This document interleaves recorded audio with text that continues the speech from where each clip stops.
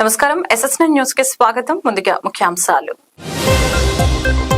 నేడు గన్నవరం గుడివాడ నియోజకవర్గాల్లో జగన్ మేమంతా సిద్ధం యాత్ర.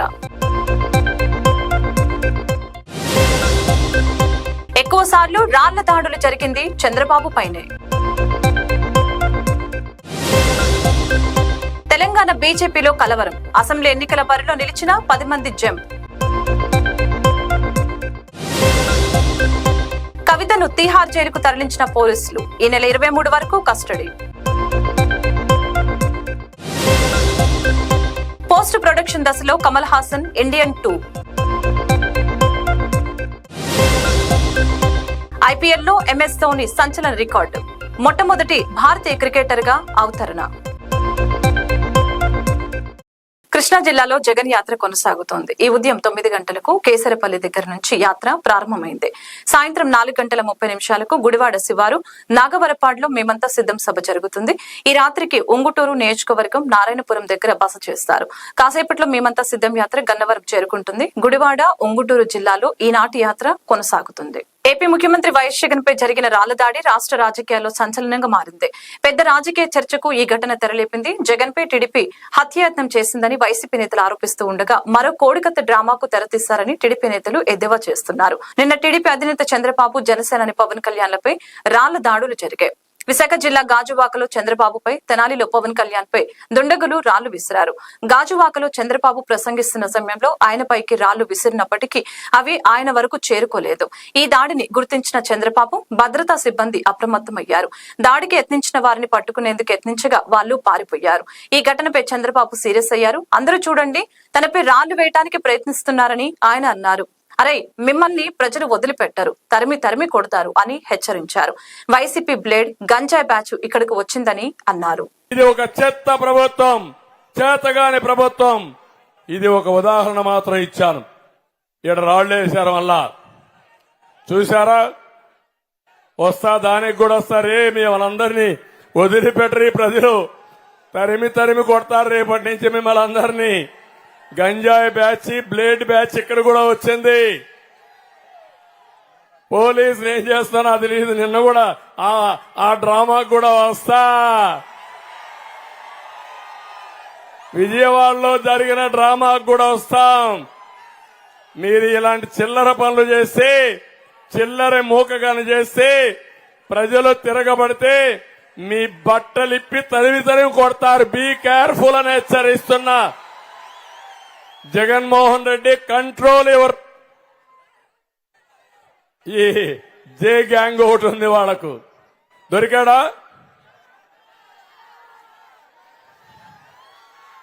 దొరికాడా లేదా? దొరికినట్లేడు. ముందు రాళ్ళేశారమ్మా.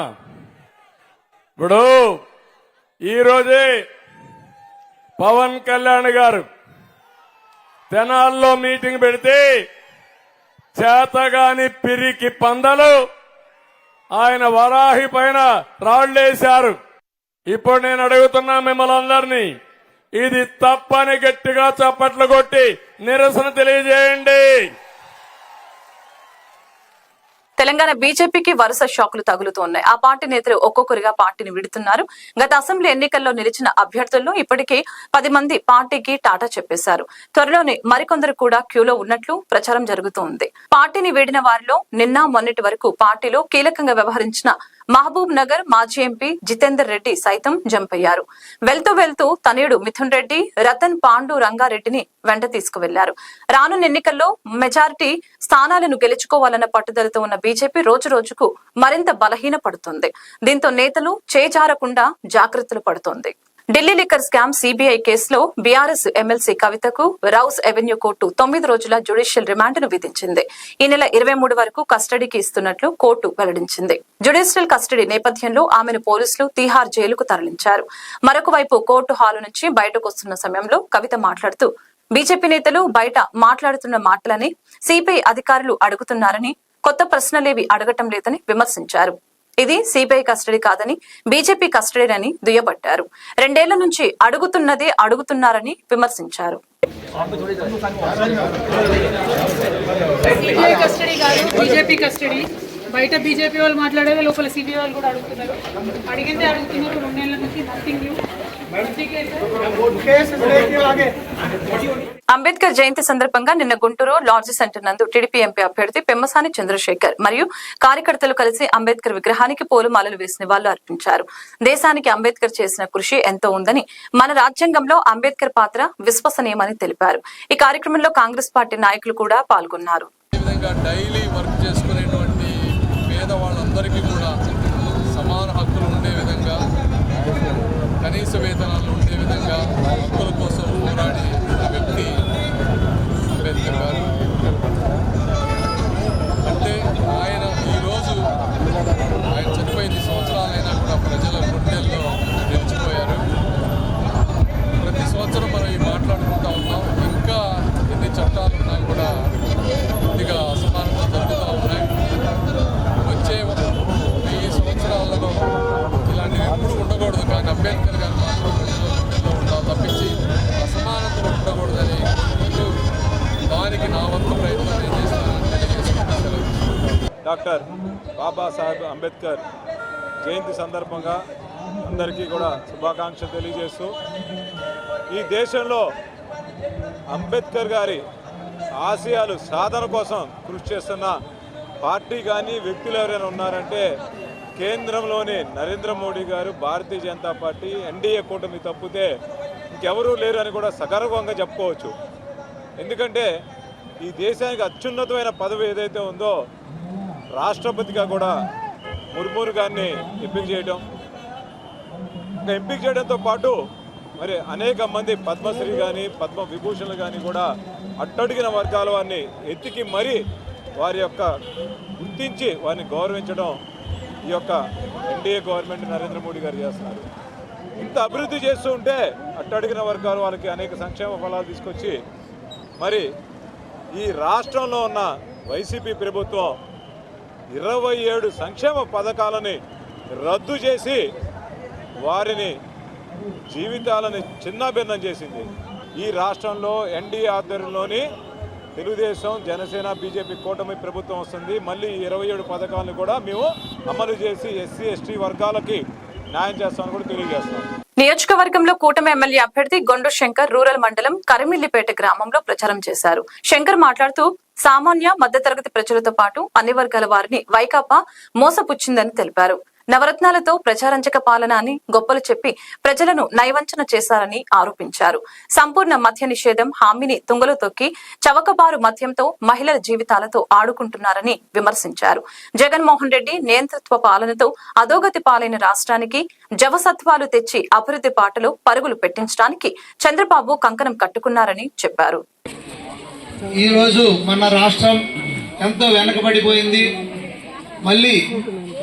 మళ్ళీ మనం రాష్ట్రాన్ని అభివృద్ధి పదవుల్లోకి తెచ్చుకోవాలన్నా, మన భవిష్యత్తు బాగోవాలన్నా మళ్ళీ ఎన్డీఏ నేతృత్వంలో నారా చంద్రబాబు నాయుడు గారు ముఖ్యమంత్రిగా ఇక్కడ ప్రభుత్వం ఏర్పాటు చేసుకోవాలి. అలాగే కేంద్రంలో నరేంద్ర మోడీ గారి ఆధ్వర్యంలో ఎన్డీఏ ప్రభుత్వం ఏర్పాటు అవ్వాలి. ఈ కూటమి ఏర్పాటు అవ్వడం కూడా మెయిన్ ఉద్దేశం మనం కేంద్రంతో మళ్ళీ ఇక్కడ వీలైనంత వరకు నిధులు రాబట్టుకొని అభివృద్ధి పదవుల్లోకి వెళ్లాలంటే కేంద్ర సహాయ సహకారాలు అవసరం కనుక దాంట్లో భాగంగా పవన్ కళ్యాణ్ గారు ఎంతో ముందు చూపుతో ఆయన వచ్చి ఈ కూటమి ఏర్పాటుకి తన వంతు సహకారం చేశారు. అలాగే నారా చంద్రబాబు నాయుడు గారు కూడా ఈ కూటమి కోసం అన్ని ప్రయత్నాలు చేసి కూటమి ఏర్పాటు చేసి ఈ కూటమి అభ్యర్థిగా శ్రీకాకుళం ఎమ్మెల్యే అభ్యర్థిగా గుండు శంకర్ అనే నన్ను ఇక్కడ ప్రకటించడం జరిగింది. అలాగే ఇందిరపు రామ్మోహన్ నాయుడు గారు ఎంపీ అభ్యర్థిగా ప్రకటించడం జరిగింది. పార్టీకి గత 40 సంవత్సరాలుగా మేము చేసిన సర్వీస్ కానీ మా కుటుంబం, అలాగే ఒక సామాన్యమైన కుటుంబం నుండి వచ్చిన నన్ను ఈ అభ్యర్థిగా ప్రకటించడం నారా చంద్రబాబు నాయుడు గారు, లోకేష్ అన్న గారు కూటమితో ఒప్పించి ప్రకటించడం జరిగింది. ఈ సందర్భంగా నేను తెలియజేసుకున్నది ఏంటంటే, నేను ఎప్పుడు కూడా మీ అందరితో పాటే ఉండి మీ అందరి వాడిగా ఉంటూ మీ అందరి కష్ట సుఖాల్లో పాలు పంచుకుంటూ ఈ ప్రాంతం అభివృద్ధికి, ఈ వార్డు అభివృద్ధికి, అలాగే నియోజకవర్గ అభివృద్ధికి కూడా నేను తోడ్పాటు అవుతానని. అంబేద్కర్ జయంతిని పురస్కరించుకొని నిన్న గుంటూరు లాడ్జ్ సెంటర్ నందు MLC Dokka Manikyavara Prasad, Kilari Rosaiah, YCP party మంత్రి విడతల రజని, డైమండ్ బాబు, మహిళా కార్యకర్తలు తదితరులు కలిసి అంబేద్కర్ విగ్రహానికి పూలమాలలు వేసి నివాళులర్పించారు. అంబేద్కర్ ఆశయాలతో ముందుకు వెళ్లాలని భారత రాజ్యాంగం రచించడం జరిగిందని డొక్కా తెలిపారు. ఎన్నికలేవి స్వేచ్ఛ ఎన్నికలని, అందుకే ప్రతి 5 సంవత్సరాలకు ప్రభుత్వాలు మారతాయని అంబేద్కర్ రాజ్యాంగంలో ఉందని వివరించారు. ఈ నేపథ్యంలో వైసీపీ పార్టీ ఆఫీసులో విడతల రజని ఆధ్వర్యంలో అన్నదాన కార్యక్రమాన్ని నిర్వహించారు. రోజు ఎన్నికలనేవి ప్రజాస్వామ్యంలో చాలా ప్రధానమైనవి. ఈ ఎన్నికల సందర్భంగా స్వేచ్ఛాయుత ఎన్నికలు అనేవి ఆయన భారత రాజ్యాంగంలో 324 ఆర్టికల్లో స్పష్టంగా చెప్పాడు ఆయన. అలాంటి దానివల్లనే ప్రభుత్వాలు ప్రతి 5 సంవత్సరాలకు ఒకసారి ప్రభుత్వాలు మారుతూ ఉన్నాయి. ఆ ప్రభుత్వాలను ప్రజలు చూజ్ చేసుకుంటా ఉన్నారు. అంటే ప్రజాస్వామ్య ప్రక్రియలో ఎన్నికలు అనేది ప్రజాస్వామ్యం చాలా అవసరం అని చెప్పి ఆయన భావించారు. అలాంటి ఎన్నికల వాతావరణంలో హింస అనేది సహించరాని విషయం. అలాంటి హింస నిన్న ముఖ్యమంత్రి జగన్మోహన్ రెడ్డి గారిపై ఎవరో వ్యక్తి పుష్కరుడు రాయి వేశాడు. అతన్ని వెంటనే పట్టుకొని అలాంటి సంఘటనలు భవిష్యత్తులో జరగకుండా స్వేచ్ఛాయుత ఎన్నికలు జరిగే విధంగా ఎన్నికల కమిషన్ తీసుకోవాలి. అన్ని రాజకీయ పార్టీలు కూడా సంయమనం పాటించాలి, ప్రజలు కూడా సంయమనం పాటించాలి. ఇలాంటి పుష్కరుల్ని దుర్మార్గులు దూరంగా పెట్టాలి. అహింస అనేదే భారత రాజ్యాంగానికి ప్రధానమైన మూలం. అందువల్ల గాంధీ, అంబేద్కర్ ఆశయాలతోటి అహింసాయుతంగా, ప్రజాస్వామ్యయుతంగా, రాజ్యాంగ స్ఫూర్తితో, అంబేద్కర్ గారి ఆలోచనలతో ఎన్నికలు జరుపుకోవాలి, ఎన్నికల స్ఫూర్తిని జరుపుకోవాలి. ఈరోజు హింసకి తావులేదని చెప్పి తెలియజేస్తాం. నిన్న జగన్మోహన్ రెడ్డి గారిపై దాడిని ఖండిస్తాం. ఏదైతే నిన్న గౌరవ ముఖ్యమంత్రి జగన్మోహన్ రెడ్డి గారి మీద దాడి జరిగిందో అదొక పిరికి వందల చర్యగా మనం వర్ణించవచ్చు. ఎందుకంటే ఈరోజు ఏదైతే డాక్టర్ బిఆర్ అంబేద్కర్ గారి ఆశయాలు, జగజీవన్ రామ్ గారి ఆశయాలు, జ్యోతిరావు ఫూలే గారి ఆశయాలు ఈ రాష్ట్రంలో తూచా తప్పకుండా పాటిస్తున్న వ్యక్తి జగన్మోహన్ రెడ్డి గారు. ఇవాళ పెత్తందారులకి సామాన్యులకి జరిగే యుద్ధాన్ని ఆయన స్పష్టంగా కూడా చెప్పడం జరిగింది. అందుకనే ఈరోజు పెత్తందారుల ఓరలేనితనం ఈరోజు ఈ రాష్ట్రంలో ఎన్నో మంది పేదరిక నిర్మూలనకి జగన్మోహన్ రెడ్డి గారు తీసుకొచ్చిన నిర్ణయాలు ఈ దేశంలో ఏ ముఖ్యమంత్రి కూడా తీసుకురాలేకపోయారు. అందుకని జగన్మోహన్ రెడ్డి గారు చూసి ఇవాళ చాలా మంది ఓరవలేకపోతా ఉన్నారు. ఈ పెత్తందారుల వ్యవస్థ ఇవాళ ఏదైతే ఈ ప్రతిపక్ష పార్టీలు ఉన్నాయో వీళ్ళు పెత్తందారులుగానే వ్యవహరిస్తూ ఉన్నారు. ఈ రాష్ట్రంలో సమానత్వం లేదు. ఈ రాష్ట్రంలో సెక్యులరిజం పాటించే పార్టీలు చాలా ఉన్నాయి. ఇలాంటి పార్టీలు చాలా మంది చూసాం మనం. ఏ ఎండగా గొడుగు మాట్లాడుతూ ఉన్నారు. అధికారం కోసం ఎంతమందితోనో చేతులు కలుపుతూ ఉన్నారు. అందుకనే ఎక్కడైనా జగన్మోహన్ రెడ్డి గారు ఏదైతే తూచా తప్పకుండా పాటిస్తూ ఉన్నాడో, ఏదైతే ప్రజల ముందు ఆయన చెప్పిన మాట పాటిస్తూ ఉన్నారో దాని అనుగుణంగా పనిచేస్తా ఉన్నారు. భారతరత్న డాక్టర్ బిఆర్ అంబేద్కర్ జయంతి సందర్భంగా నరసన్నపేట పట్టణంలో అంబేద్కర్ విగ్రహానికి పూలమాలలు వేసి ఘనంగా నివాళులర్పించిన ఉమ్మడి కూటమి టీడీపీ అభ్యర్థి సీనియర్ నాయకులు శ్రీ బగ్గు రమణమూర్తి మరియు దళిత సంఘాల సభ్యులు, పట్టణ నాయకులు. జై భారత్ నేషనల్ పార్టీ అధినేత సిపిఐ మాజీ జేడీ లక్ష్మీనారాయణ పార్టీలోకి శ్రీ జల్దీ అనిల్ కుమార్ ఎన్నికల సమన్వయకర్తగా నియమించడం జరిగింది. ఈ నేపథ్యంలో ఇవాళ అంబేద్కర్ జయంతి సందర్భంగా విజయవాడలోని 125 అడుగుల అంబేద్కర్ విగ్రహ ఆవరణలో అనిల్ ఆధ్వర్యంలో ప్రజలకు అన్నదాన కార్యక్రమం నిర్వహించారు. డాక్టర్ బిఆర్ అంబేద్కర్ 133వ జయంతి పండుగ పురస్కరించుకొని జై Bharat national party Guntur parliament నియోజకవర్గ కోఆర్డినేటర్గా నన్ను నియమించడం జరిగింది. ముందుగా జై భారత్ నేషనల్ పార్టీ అధ్యక్షులు జేడీ లక్ష్మీనారాయణ గారికి ప్రత్యేక కృతజ్ఞతలు తెలుపుకుంటున్నాను. నా మీద నమ్మకం ఉంచి ఎన్నికల సమన్వయకర్తగా నన్ను నియమించినందుకు ప్రత్యేకంగా ధన్యవాదాలు తెలుపుకుంటూ, ఈ 7 నియోజకవర్గాల్లో అందరికీ సుపరిచితుడైనటువంటి వ్యక్తిని, దళిత వాడల్లో అయితేనేమి, బహుజన వాడలు అయితేనేమి అనేక కార్యక్రమాలు చేసి అందరికీ దగ్గరగా ఉన్న సుపరిచితుని కాబట్టి నాపై ఈ పార్టీ బాధ్యతని ఉంచున్నందుకు చిత్తశుద్ధితో పార్టీ బలోపేతానికి కృషి చేస్తా. నేను ఈరోజు నుంచి 7 నియోజకవర్గాల్లో పార్టీ బలోపేతానికి విస్తృతంగా తిరుగుతా. నా వంతు కృషిని, అదేవిధంగా యువతని పార్టీలో చేరుస్తా, పార్టీ బలోపేతానికి కృషి చేస్తాను. భీమిలి నియోజకవర్గంలో తాళ్లవలస పంచాయతీ ఎస్సీ కాలనీ నుంచి 20 మందికి పైగా కాంగ్రెస్ పార్టీలో చేరారు. భీమిలి కాంగ్రెస్ అభ్యర్థి వర్మరాజు మాట్లాడుతూ, నేను మీ అందరిలో ఒకడు అయి ఉండి మన భీమిలి నియోజకవర్గంలో కాంగ్రెస్ అభ్యర్థిగా పోటీ చేయడం సంతోషంగా ఉందని తెలిపారు. అంబేద్కర్ జయంతి సందర్భంగా తాళ్లవలస సహోదరులు అందరితో కలిసి అంబేద్కర్ విగ్రహానికి పూలమాలలు వేసి నివాళులర్పించారు. ఈ కార్యక్రమం నిర్వహించడానికి అందరూ విచ్చేసినందుకు కాంగ్రెస్ పార్టీ తరపున వర్మరాజు ధన్యవాదాలు తెలిపారు. మన పార్టీలో జాయిన్ అవ్వటానికి వచ్చిన సహోదరులు అందరూ కూడా అంబేద్కర్ ఎంత కష్టపడ్డారో అదే విధంగా మనం కూడా కలిసికట్టుగా కష్టపడి కాంగ్రెస్ పార్టీని బలపరుచుకోవాలని కోరుతూ కండవాలు వేయటం జరిగింది. ఈ రోజు నిజంగా నేను ఇవాళ చెప్తున్నా, మీరు నా స్టేటస్ చూసుంటారు కొందరు. నేను ఈరోజు అంటే కాంగ్రెస్ పార్టీలోకి వచ్చాను, యాక్టివ్ పాలిటిక్స్లో వచ్చానని కాదు, అంబేద్కర్ జయంతి రోజు కూడా నేను ప్రతి అంబేద్కర్ జయంతికి నేను స్టేటస్ పెడతా.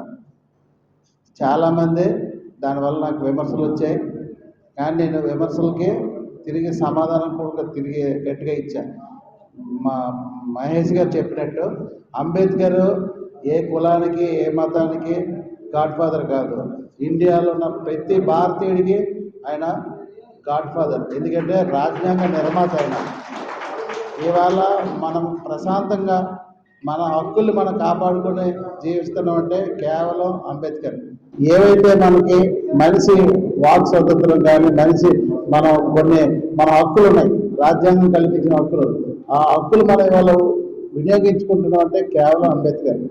ఇవాళ ఒకటి మీరు ఆలోచించండి, ఆ రాజ్యాంగాన్ని కూడా మార్చి రాజ్యాంగాన్ని కొట్టేసి కొత్త రాజ్యాంగాన్ని తీసుకొచ్చే ఏర్పాటు చేస్తుంది మన మోడీ ప్రభుత్వం. జై భీమ్ సహోదరులందరూ కానీ మిగతా వాళ్ళందరూ కానీ ఖచ్చితంగా మన కాంగ్రెస్ పార్టీని గెలిపించుకుంటేనే మళ్ళీ మన రాజ్యాంగం మనకు నిలబడుతుంది.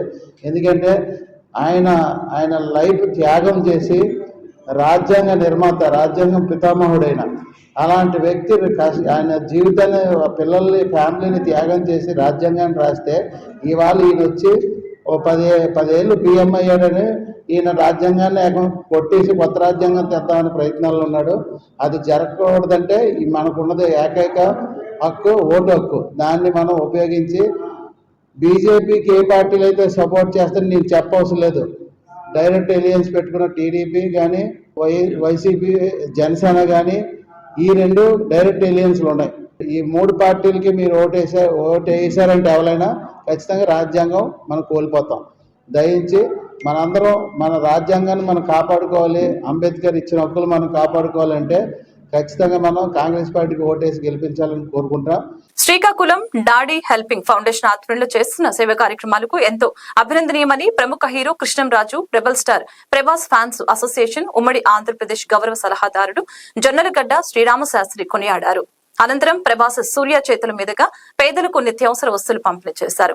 అంబేద్కర్ జయంతి సందర్భంగా అంబేద్కర్ విగ్రహానికి పూలమాలలు వేసి నివాళులర్పించారు. ఆ సిద్ధాంతాలను మనం పాటించి మనం మెసలగలిగితే ఆయనకి మనం ఇచ్చేటటువంటి ఘన నివాళి అది. సో జనాలందరికీ తెలియజేసేది ఏంటంటే అంబేద్కర్ ఒక దళిత జాతికి మాత్రమే పెన్నిది కాదు. అంబేద్కర్ గారు భారత రాజ్యాంగం రాసింది దళితులకు, కమ్మలకు, రెడ్డులకు, ఇలా భారతదేశంలో ఉన్నటువంటి అన్ని సామాజిక వర్గాల ఉన్నతి కోసం, ముఖ్యంగా భారతదేశ ఔన్నత్యాన్ని తెలియచెప్పడం కోసం ఆయన ఎన్నో శ్రమించారు. మనం చూసుకుంటే ఆయన చిన్నతనం నుంచి ఆయన చరమాంక దశ చనిపోయేంత వరకు కూడా ఆయన అలుగుని బాటసారిగా అసలు విశ్రాంతి అనేదే లేకుండా ఆయన ప్రతి క్షణం కూడా. తిరుమలలో భక్తుల రద్దీ భారీగా పెరిగింది. నేడు శ్రీవారి సర్వదర్శనానికి భక్తులు 18 కంపార్ట్మెంట్లలో వేచి ఉన్నారు. టోకెన్ లేని భక్తులకు శ్రీవారి సర్వదర్శనానికి 12 గంటల సమయం పడుతుంది. శ్రీవారిని 81,057 మంది భక్తులు దర్శించుకుని మొక్కులు చెల్లించుకున్నారు. 27,913 మంది భక్తులు స్వామివారికి తలనీలాలు సమర్పించారు. నిన్న శ్రీవారి హుండీ ఆదాయం 3.80 కోట్లు వచ్చినట్లు టీటీడీ వెల్లడించింది. తాజాగా బంగారం, వెండి ధరలు తగ్గాయి. దేశ రాజధాని ఢిల్లీలో 22 క్యారెట్ల 10 గ్రాముల బంగారం ధర 67,200 రూపాయలు ఉండగా 24 క్యారెట్ల 10 గ్రాముల బంగారం ధర 73,300 రూపాయలుగా ఉంది. హైదరాబాద్, విజయవాడలో 22 క్యారెట్ల 10 గ్రాముల బంగారం ధర 67,050 రూపాయలు ఉండగా 24 క్యారెట్ల ధర 73,150 రూపాయలుగా ఉంది. వెండి ధరలు పెరిగాయి. ఢిల్లీలో కిలో వెండి ధర 86,000 రూపాయలు ఉంది. హైదరాబాద్, విజయవాడలో కిలో వెండి ధర 89,500 రూపాయల వద్ద కొనసాగుతుంది. దేశీయ ఈక్విటీ మార్కెట్లు సోమవారం తీవ్ర నష్టాలతో ఆరంభమయ్యాయి. సెన్సెక్స్ సూచి 929.74 పాయింట్లు పతనమై 73,315.16 వద్ద ఆరంభమైంది. ఎన్ఎస్ఈ నిఫ్టీ కూడా ఇదే బాటలో పయనించింది. 216.9 పాయింట్లు దిగజారి 22,302.50 వద్ద ప్రారంభమైంది. సెన్సెక్స్ 30, సూచి స్టాక్స్ గణనీయ నష్టాలు కొనసాగుతూ ఉంది. ఇరాన్, ఇజ్రాయెల్ ఉద్రిక్తతతో మిడిల్ ఈస్ట్ లో అలుముకున్న యుద్ధ మేఘాలు మార్కెట్లో అస్థిర పరిస్థితుల పట్ల ఇన్వెస్టర్లు ఆందోళనకు గురవుతున్నారని, సెంటిమెంట్ ప్రతికూలంగా మారిందని మార్కెట్ నిపుణులు విశ్లేషిస్తున్నారు. Universal star Kamal Haasan, star director Shankar combination లో వస్తున్న చిత్రం భారతీయుడు 2. గతంలో వీరిద్దరూ భారతీయుడు చిత్రంతో బాక్సాఫీస్ వద్ద మోత మోగించారు. ఇప్పుడు మరొకసారి వీరిద్దరూ కలిసి భారతీయుడు 2లో సిల్వర్ స్క్రీన్ పై మాయ చేయబోతున్నారు. ప్రస్తుతం సినిమా పోస్ట్ ప్రొడక్షన్ పనులు శరవేగంగా జరుగుతూ ఉన్నాయి. Lyca productions, red giant movies రూపొందిస్తున్న భారతీయుడు 2 సినిమాపై ముందు నుంచి భారీ ఎక్స్పెక్టేషన్స్ నెలకొన్నాయి. దానికి అనుగుణంగా ప్రమోషన్ లో ప్లానింగ్ తో సినిమాపై అంచనాలు పెంచుతూ వస్తున్నాయి. మే నెలాఖరున పవర్ ప్యాక్డ్ ట్రైలర్ ను తీసుకువచ్చేందుకు చిత్ర యూనిట్ ప్లాన్ చేస్తోంది. భారతీయుడు 2 చిత్రాన్ని జూన్ లో ప్రపంచ వ్యాప్తంగా విడుదల చేయడానికి సన్నాహాలు చేస్తూ ఉన్నారు. IPL 2024 లో భాగంగా Mumbai Indians, Chennai super kings మధ్య ఆదివారం రాత్రి జరిగిన మ్యాచ్ MS ధోని చెలరేగారు. ముంబై కెప్టెన్ హార్దిక్ పాండ్యా వేసిన ఇన్నింగ్స్ చివరి ఓవర్లో తాను ఎదుర్కొన్న 4 బంతుల్లో 20 పరుగులు బాదాడు. వరుస సిక్సర్లతో వాంకాడే స్టేడియాన్ని మోతెక్కించాడు. అదిరిపోయే రేంజ్ లో ఇన్నింగ్స్ ని ముగించిన ధోని చెన్నై స్కోర్ 200 దాటడంలో కీలక పాత్ర పోషించాడు. ఈ క్రమంలో IPL లో ధోని సంచలన రికార్డును సృష్టించాడు. IPL లో ఎదుర్కొన్న తొలి 3 బంతులను సిక్సర్లుగా మలిచిన తొలి భారతీయ క్రికెటర్ గా MS ధోని నిలిచారు. వార్తను ముగించే ముందు ముఖ్యాంశాలు మరొకసారి. నేడు గన్నవరం, గుడివాడ నియోజకవర్గాల్లో జగన్ మేమంతా సిద్ధం యాత్ర. ఎక్కువ సార్లు రాళ్ల దాడులు జరిగింది చంద్రబాబు పైనే. తెలంగాణ బీజేపీలో కలవరం. అసెంబ్లీ ఎన్నికల బరిలో నిలిచిన 10 మంది జంప్. కవితను తీహార్ జైలుకు తరలించిన పోలీసులు. ఈ నెల 23 వరకు కస్టడీ. పోస్ట్ ప్రొడక్షన్ దశలో కమల్ హాసన్ ఇండియన్ 2. IPL లో MS ధోని సంచలన రికార్డు. మొట్టమొదటి భారతీయ క్రికెటర్ గా అవతరణ. ఈ వార్తలు ఇంతటితో సమాప్తం. మరొక బులెటిన్ లో మళ్ళీ కలుద్దాం. చూస్తూనే ఉండండి SS9.